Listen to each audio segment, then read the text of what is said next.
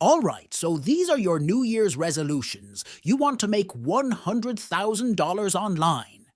You want to go to the gym and get a six-pack. You want to meditate every single day. Now, do you want to know what the truth actually is? Only 9% of you will succeed. And if that sounds harsh, good, because I want you to understand the severity of this situation.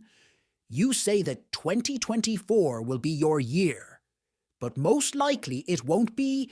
Now the question is, why are you still doing it? Frankly, it's not your fault. Here's why there is a war on your time. Dozens of multi-billion-dollar enterprises have all waged war against you, and they won't stop until they win. They won't stop until every last second of your time is spent on their platforms. My friend, there are no accidents on their apps. Nothing is random, everything is planned, and those billions are all spent to get one thing and one thing only: your attention. You have a limited amount of attention and focus to give. You can't focus on everything. It's impossible. In fact, a recent research that has been published on Science magazine shows that we spent 46.9% of our days with our minds stayed away from the very tasks that we should be doing. That is almost half of your day gone to what simply not being able focus.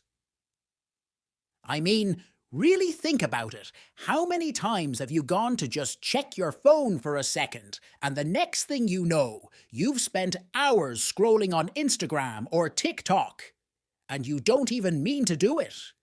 That is how they control you. The average person spends 30% more time on their phone today. That means the average person spends 4 hours and 12 minutes on their phone. I mean, let's really put that into perspective. In just a few years, your phone has gone from stealing 12% of your entire day in 2019 to over 17.5% today. If you keep going down this road, you will spend over a third of your entire life staring at a screen.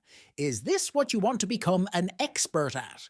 Do you really want to be that guy? The guy who sends the best memes? Is that what you want to be known for? We both know the answer to that.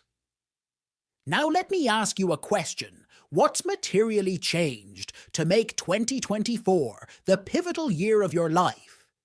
Because let's face it, every year you tell yourself this is going to be my year, yet it never is. You keep letting yourself down year after year.